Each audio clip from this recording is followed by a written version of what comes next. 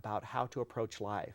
I believe that their approach is actually from a psychic basis, but you wouldn't know it at first because they sound so pragmatic in the wonderful way they create these tools for living.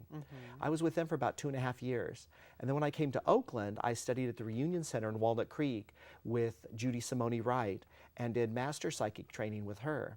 And with her and Evelino, we explored many different kinds and avenues and ways of accessing that psychic energy. Very nice, very nice. And so you put all of that together into the current body of work. Yes, all of that, everything I've ever done, experienced, looked at, read, becomes, and even the media, child of the media, movies, television, becomes part of who I am, because it's part of who we all are.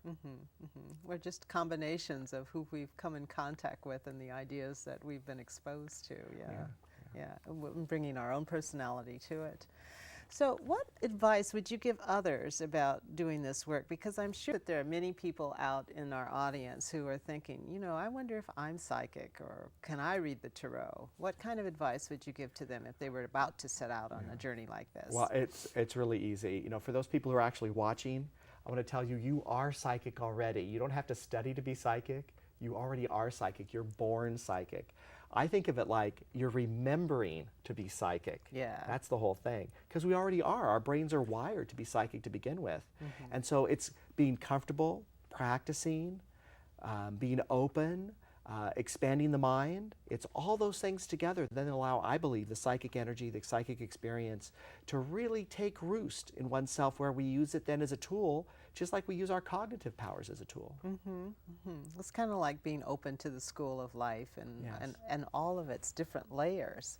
So is there a particular target audience or niche that you have these days, or do you just open yourself up to whoever comes and sits at your table? Well, this year especially, I have to say, I have been getting the most amazing group of people come see me that I've ever wished for. The first 5 years I did readings, I have to say it was challenging for me, but then my energy was challenging. I was still accepting myself and accepting my own abilities. This last, actually, probably more like 3 years, but especially this year, I have to say, hands down, everyone who's come to see me has been wonderful, loving, sensitive, smart, intelligent. They are the best clients I could wish for. It's made this year especially a joy. Great, great. Now, are there any particular profession or gender? Oh, they are just all over the place. Yeah. I think generally women are just a little more open to psychic, sensitive, emotional, feeling things. And so that tends to be a larger percentage of people are women. And yet, like even when I was in Palm Springs this weekend working a wonderful event, I had a large number of men come see me. And it was really interesting because, with men you have to read a little different than with a gal. And so I had to practice how to get the information to them in a way they could hear, because that's always a challenge. Well, it certainly does make one more broad when you have both of the genders coming in, so that's very good. Are there any particular lessons that you have distilled that you could present to people from doing this work? Like certain gurus talk to us about being loving and open to others. So what kind of lessons have you gathered to share with our audience? I think the biggest challenge, I think for myself, and I would like to speak for most readers, I don't know if I can really do that, is to get our own ego self out of the way for the real message to come through. Because I find that even in the reading process, I have a university degree. I like to consider myself a smart person.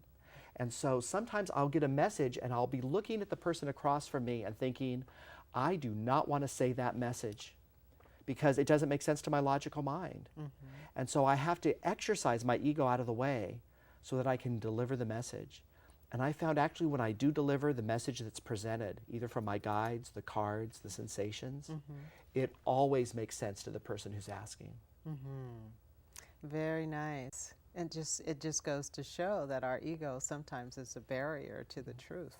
Well, sure, especially if you consider yourself smart, your ego wants you to be smart. You don't want to ever be wrong. So you have to tell your ego to shut up and give the message, right or wrong. Exactly. So what part of the States did you grow up in? California. You grew up in California, so this is comfortable for you Oh, being I in this love environment. California. Yeah, I can. You mentioned Orem, Utah, as being a place where you had to go to the back of the room Yes. to do the cards. So California is more open and it's more supportive. Oh, yes, absolutely. Of the work that you do. Do you have any appearances coming up? Oh, yes. Well, I'll be doing the Holistic Living Fairs in Santa Barbara, Ventura, and then that's this coming weekend, and then in Fresno the following weekend. Right. And of course, all the dates and schedule times and places are at my website. Great. And you should also mention that sometimes it's possible to get free passes to these expos. That's a very good thing. Thank you. At my website, as well as others, Yes. there are free passes. You just go to the appearance area and you'll see a big button. And instead of paying $5 to get in, you can get in free. And that's a way that those of us who are working these events are helping our clients and people who are interested get a little bit more out of the experience. Yes.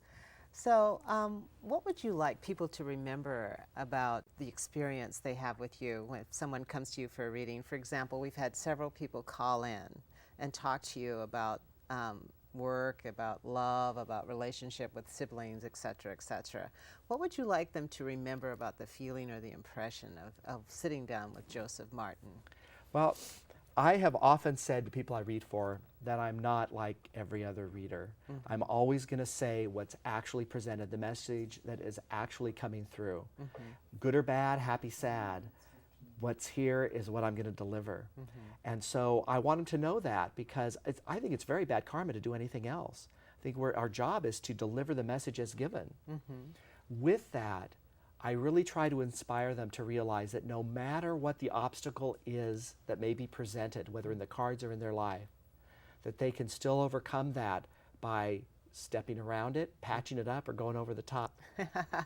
That's similar to the reading I did in the beginning. You know, you have your path, you have the hurdle, you have the allies to help you get over it so you can get to that goal at the end.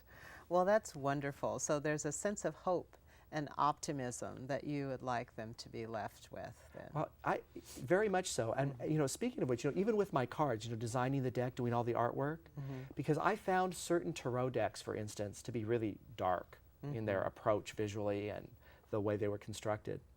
And even when I worked on this art myself, I really wanted it to be inspiring, bright, powerful. Almost like when you turned over a card, it would be like turning over a light. No matter what it was, there would be something bright and vibrant there. Let's talk about the design of your cards. In most tarot decks, there are 78 cards. The structure is the minor and the major arcana, the people cards. And so with your deck, how many cards are there? Well, with this deck specifically, there actually are 80 cards, two more than what you'll find in what some people would call traditional tarot. Now, when tarot first came out, there was no standard of the amount of cards. It was all the way from 35 to 56 to 78. Yeah.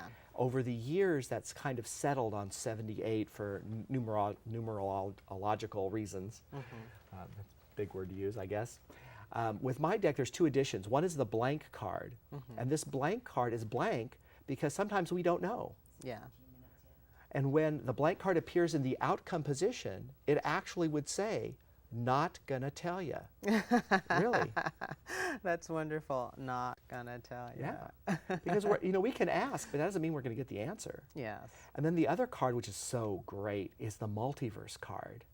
Because you know, right now in science, they're working to prove the reality of an 11-dimensional universe that we're in. And this is 5 miles from Lake Geneva, Switzerland, in Lund, Switzerland, where they have the world's largest man-made machine, a particle accelerator. My multiverse card mirrors what science is now showing us that's going to be true within our lifetime, that we live in a multi-dimensional universe. Well, psychics and mystics have been saying that for centuries, that we're multidimensional beings. And science seems to be catching up with us within this last this last decade with the quantum physicist and what the bleep do we know and all of that sort of thing. So it's interesting that Spirit would give you that heads up, so to speak. Now, if we were to take a look at the back of your card, what are the symbols that are happening there? They're just the 4 elements: earth, air, fire, water. Maybe you want to hold it up and see.